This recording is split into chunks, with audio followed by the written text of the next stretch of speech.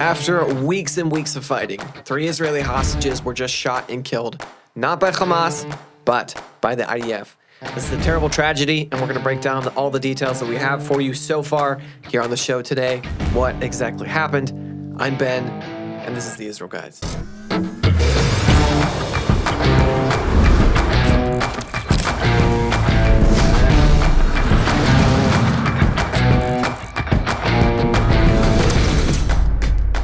Welcome back to the Israel Guys, where we believe that in a world of Jew hatred and anti-Israel propaganda, you should have a direct connection to the land and people of Israel.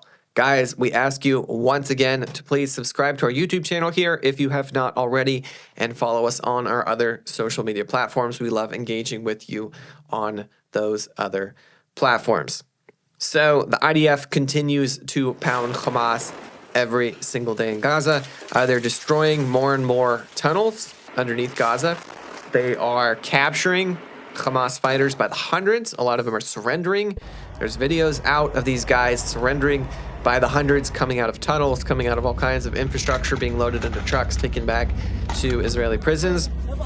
Israel is flooding tunnels. They have built massive pipes that they've hooked up to seawater. They're flooding tunnels that they're able to flood, drowning Hamas like rats inside of the tunnels, as they so well deserve. And they're also engaging in countless hours of urban warfare. This stuff's brutal. This is some of the most brutal warfare that exists, where Israeli soldiers are fighting house to house, street to street, room to room, door to door, to take out Hamas fighters. And this is rough stuff. This really is. You're often faced with a millisecond decision: do I shoot or do I not shoot? If you do shoot, you might be killing a child, or a grandfather, or grandmother. If you don't shoot, it might be your own life or your buddy's life right next to you. And this is hard stuff. It really, really, really is, because Hamas, once again, as we said so many times, is using the civilian population to their advantage. They're actively hiding behind the children. They're hiding behind the grandmas and the grandpas. And this makes it very, very difficult for the Israeli military to take out Hamas, to destroy Hamas, without killing civilians as well. And unfortunately, we're seeing some casualties in that area because it's unavoidable. It really is unavoidable. On that vein, like I said in the introduction, 3 Israeli hostages were killed this weekend.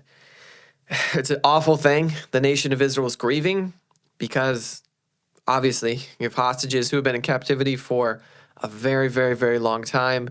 Were on the verge of possibly being rescued by the Israeli military, and were shot by their own troops that came to save them.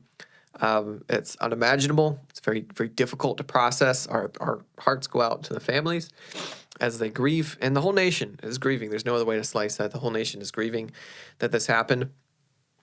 But with that in mind, a lot of the major media organizations are cramming down the Israeli military's throat right now. How awful of a job that they did in allowing these guys to be killed and making this mistake. And briefly, I want to kind of take a step back and take a look at a broader perspective with this. Because according to reports, on the one hand, it does sound bad. It sounds inexcusable because you had 3 Israeli hostages who were in a building that the IDF unit, that still unnamed, had surrounded, and 3 of them came out waving a white flag, and the unit shot 2 of them. Or they shot all 3. They killed 2. 1 ran back in the house. He ran out a back door or a side door or something, and another unit shot him a second time and killed him. It sounds inexcusable. It sounds, from our armchairs, not in battle, it's easy to think, how on earth does this happen? How could you not see that he wasn't waving a white flag? How could you not notice that he was in civilian clothes? How could you not notice that, maybe he was speaking Hebrew or whatever? But I want to remind you of a couple of things here. One, this is brutal urban warfare. This is the kind of stuff that nightmares are made of. These guys are facing horrible stuff all day long. And 2, the IDF, some of these IDF units are some of the best at urban warfare in the world because they have had to deal with this stuff over and over and over again in Jenin and Shechem or Nablus, Ramallah, other Arab cities, where they've had to go in and fight terrorists house to house over and over again. Because of that, a lot of these crack IDF units that are being sent into Gaza are really good at urban warfare.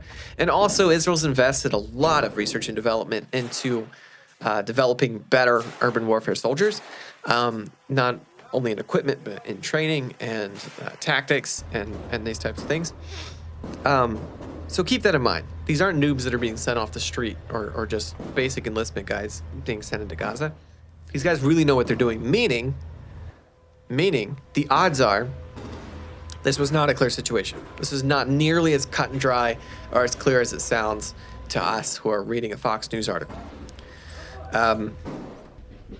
There are reports from other IDF units that in those neighborhoods, Hamas fighters, for who knows how long before, have been setting traps for IDF units in all kinds of ways, including waving white flags, including all the Hamas units in the area, according to reports, are wearing strictly civilian clothes and no military uniforms, including baiting the units with like wounded Arab women begging for help, with children, with children's toys.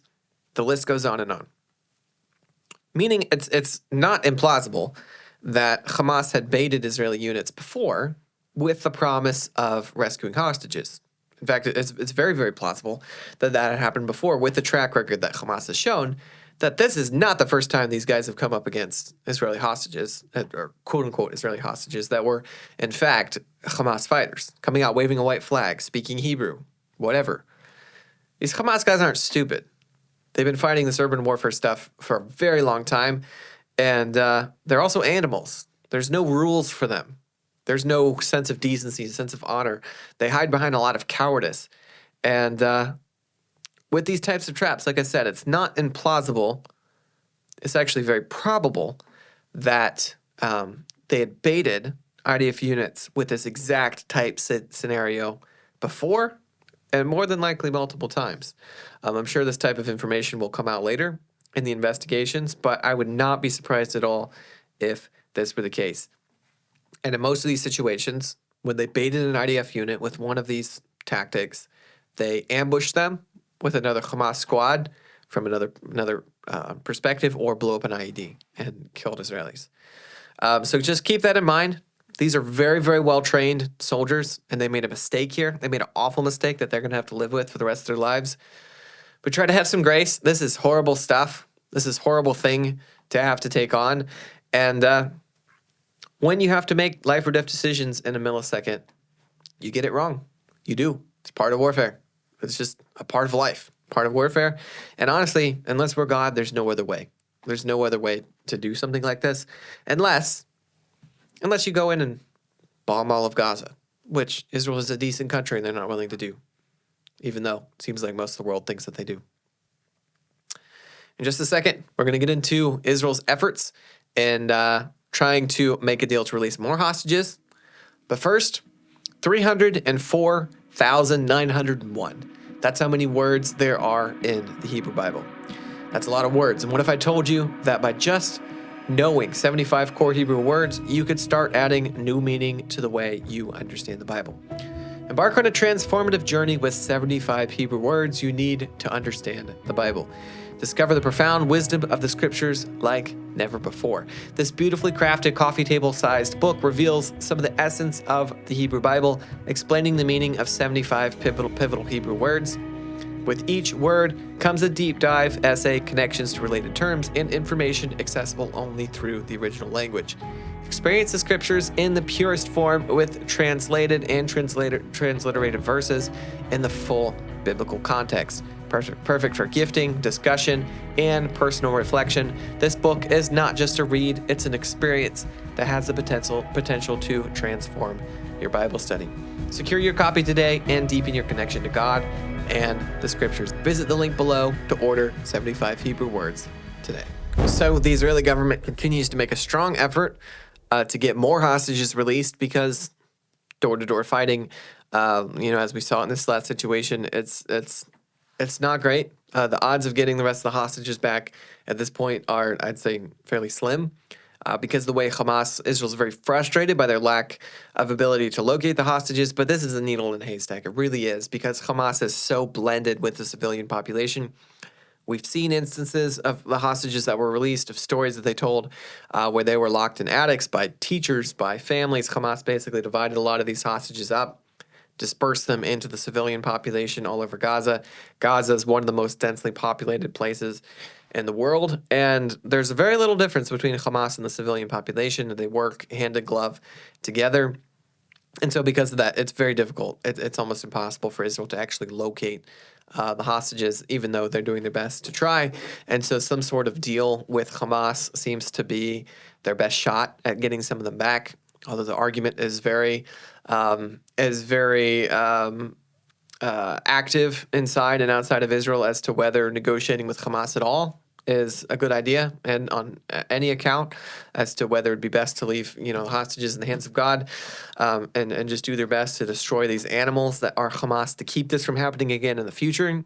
Not from any lack of compassion on the hostages, but just strictly from a sense of forward thinking to take out this evil once and for all, and to not allow this to happen ever again. But despite that, Israel is pushing forward actively with trying to see if there's a way to get more hostages released. This is from the Jerusalem Post. It says several reports in Hebrew media Saturday indicated Israel was looking to boost its efforts to reach a new hostage release deal with Hamas, though officials warned that the path towards such a deal was far from straightforward. Khan News, citing Egyptian officials, reported that Egyptian and Qatari officials offered a new deal to Hamas in recent days, which would see the release of elderly and sick men and the remaining women and children in exchange for the release of senior Palestinian prisoners. It was not clear whether the offer was made after consultations with Israel. Khan said Hamas had so far not responded to the proposal. Speaking to Channel 12 about a potential new deal, a security official said that the process will be long and very complex. The one who holds the bargaining chips is Hamas, and we need to make it understand that the butcher's knife is approaching its neck. It is believed that 128 hostages remain in Gaza, not all of them alive, after 105 civilians were released from Hamas captivity during a week-long truce in late November. Hamas broke that ceasefire. So there are 128 hostages still in Gaza. We don't know how many of them are alive. It's very possible that a good few of those are not living anymore. I'm seeing a lot of people and a lot of commentators, a lot of people on radio and news starting to hop on Israel's back here and say, well, if one of your main objections was to free the hostages, as Netanyahu stated, and that's not happening through this war, then what's the point of the war? Why are we still attacking Hamas? If your own soldiers just shot 3 hostages, what's the point? The honest truth of the matter, I don't think Israel really ever expected to free most of the hostages. They said they would, or they said they were trying their best, and obviously they were. Netanyahu said he had confidence, they'd be able to bring hostages home, and they have brought a good few home. But like I just spoke about a minute ago, the odds of Israel bringing back all the hostages from Gaza were slim to none. They always were. The Israeli government knew this. The Israeli military intelligence services knew this. The main goal of the state of Israel with this war is destroying Hamas, destroying them so that they can never exist again.